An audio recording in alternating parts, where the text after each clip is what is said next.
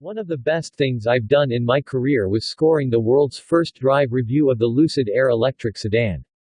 It was a big moment, one that I'm still amazed happened. That said, the headline-grabbing part of the 2 days I spent driving an Air Dream Edition R, that we drove from Los Angeles to San Francisco and then some on a single charge, didn't go the way I wanted. Oh, in terms of the sheer traffic and interest that first drive generated, it couldn't have gone any better. But to achieve the impressive range that we did, my co-driver, and Lucid CEO Peter Rawlinson, did the unimaginable.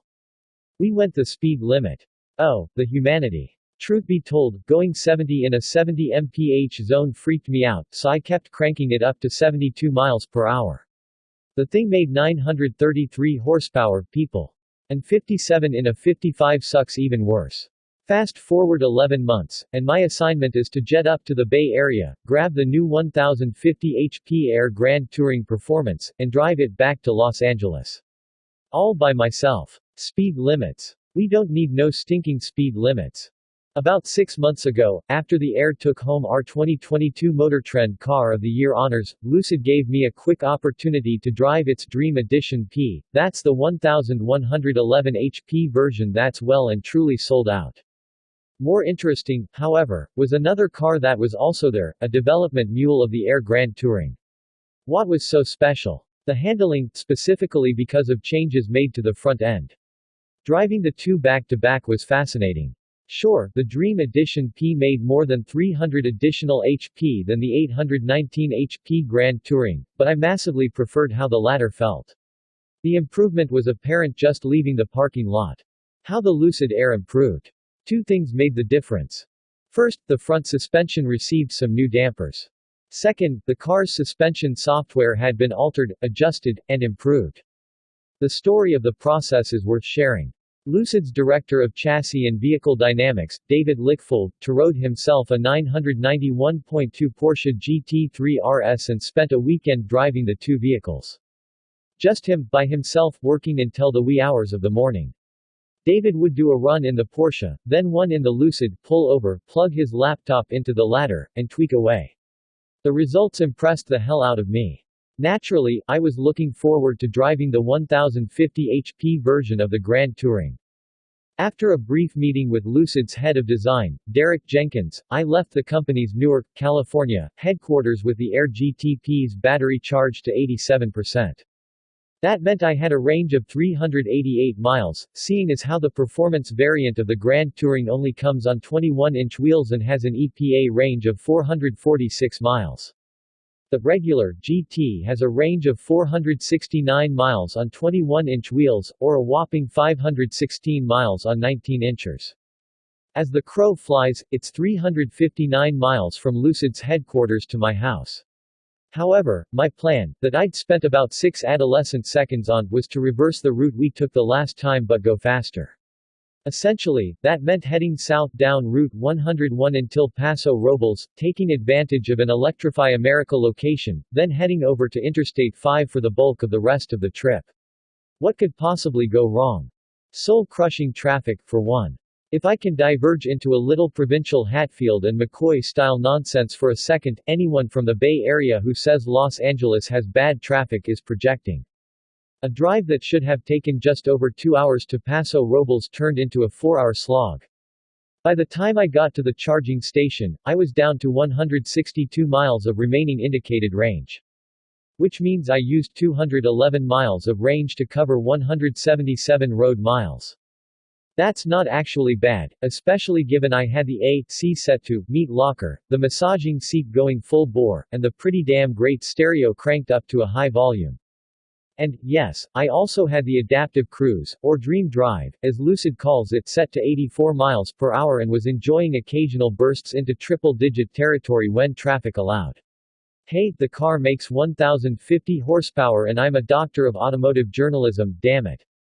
Besides, those Priuses parked in the left lane ain't gonna pass themselves. Charging station challenges. Then the inevitable happened. All 3 chargers plopped incongruously in a Bank of America parking lot were occupied. I got out of the GTP and heard, "Hey, us and this car are ahead of you." I nodded at the Chevy Bolt owner and admired the Hyundai Ioniq 5 waiting behind him. Just then, the couple that was standing next to their VW ID4 threw their hands up in celebration. "It's working," the man said into his cell phone, presumably to the poor EA employee who'd just reset the charger, an all-too-common occurrence. "How'd you get it to work?" asked a flustered Kia Niro EV owner. "Then a Ford F-150 Lightning pulled in, and I made the decision to just go eat lunch. I had about 160 miles of range left, and there's a 350 kW Electrify America station a bit further south in Pismo Beach. The Electrify America app does tell you when all the chargers are in use. I stopped in Paso Robles specifically because the app had erroneously reported 2 chargers as available. Welcome to EV road trips using the nascent charging infrastructure. There's a back way to Pismo that offers a few miles of twisting roads, too, so I figured this would be the time to get some dynamic driving done. Look, the Air GTP is a monster. There's no other way to say it. To get its full capabilities, touch the on-screen button to activate sprint mode to unleash full power and all 921 pound-feet of torque. The Air's default comfort drive mode is smooth, a sportier mode is called Swift, and sprint is like track mode. In sprint, the suspension, braking, torque vectoring, throttle, and steering responses are all tweaked for maximum yaw. Not only can you use all 1050 horses, a preposterous statement, I'm aware, but mine got this thing sticks to the pavement when cornering. In fact, the more you treat it like a track car by using as much of the lane, road as possible, the happier and more impressive it is bounding from apex to apex. We've yet to weigh a Grand Touring performance, but the regular Air Grand Touring clocked in at 5,266 pounds, figure this new car to be roughly identical. But, hand to heart, it feels like 1,000 of those pounds magically disappear when the Lucid is driven angry. Like a GT3 RS. Not quite, but perhaps like a 2.6-ton GT3 rupees. Luxury liner. Yeah, these Lucids make incredible power, and Lickfold's chassis team has found a way to put it all down and make the big girl dance a jig. But Lucid vehicles are pitched as luxury machines. How's the luxury?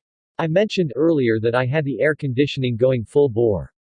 This was because once I got south of a little farming town called Gonzales, the external temperature was 97 degrees Fahrenheit. For the time being, all Lucid Airs have these massive glass roofs, and in the sort of California sun I experienced on the drive, you just get cooked. I don't care how much UV jamming, anti-solar whizbangery Lucid claims it's treated the glass with, it gets very warm. I've brought this up several times with several Lucid executives, including Rawlinson, and they acknowledge my point. The entry Pure model will only come with a steel roof, and the next step up Touring will make the glass canopy an option. So, that's nice if you want to save some dough and not have to wear a hat when it's sunny. Going beyond that the other negatives are minor. The lane departure warning graphic is overeager, the map takes 5 seconds before it fully loads, and sometimes the car needs 10 to 15 seconds to completely wake up when you first jump inside. But here's the awesome part about software-defined vehicles, SDVs. There's an over-the-air update, OTA, coming in a couple of months that will radically revise all of this. Just like that. Also, hot tip, when the integration's ready, owners will get Apple CarPlay and Android Auto too. Enough with the bad stuff. The seats are incredible, not just because of the design and comfort, but because of how powerful the massage settings are. Like, dang man. A couple of the programs felt vaguely inappropriate, you have to love that. The materials are top shelf, especially the fabrics, the screens aren't too omnipresent, and the large lower screen can be stowed out of the way, which not only opens up a big, purse-size cubby but also reduces the amount of visual clutter fighting for your eyeballs' attention. I also love the physical temperature, fan speed, and volume switchgear. I find it luxurious not having to dig into a damn screen for every single little thing.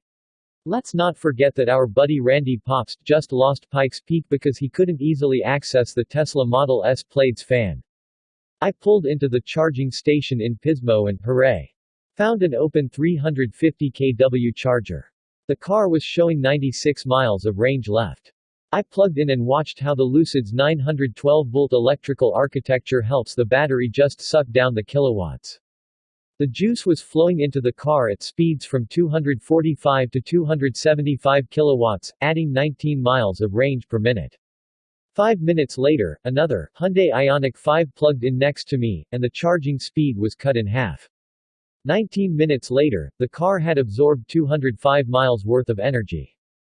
The range read 301 miles as the battery was charged to 68%. Did I mention the Air charges faster than any other EV? I only had to drive about 175 more miles, so I figured I was good. Spoiler alert, I was good. I made it home with 49 miles of range left, plugged the GTP into my Rivian charger, and awoke to an 80% full battery, where I'd set the charging limit, meaning the GTP was good for 360 miles of driving. Well, if you're one of those go the speed limit types. We don't give out our car, truck, or SUV of the year trophies willy-nilly. Despite what you may have heard, it's the most rigorous, repeatable, and labor-intensive process in the industry. If a vehicle receives the golden calipers, it's earned them. Still, I always find it nice to go back and recheck our math. Spending a day with the Lucid Air Grand Touring Performance reminded me why I was so blown away by this machine that first time out. Nothing on earth has the power, range combo of this EV, and at this point in time, no other company's even close. Lucid isn't stopping there. It's creating a 360-degree luxury brand, where every aspect of the customer experience, from the website to the studios, Lucid Speak for showrooms, to the promotional photography, is curated in-house. The result is an epic brute in a suit, a car that effortlessly blends mid-century modern with a California ethos, a technological tour de force that obsoletes its competitors. And this is just the first Lucid. The Gravity SUV will be its second vehicle, and one that hasn't even been in production for a whole calendar year yet. I'm excited about what Lucid will dream up next. Hopefully I'll get to tell you about that one first, too.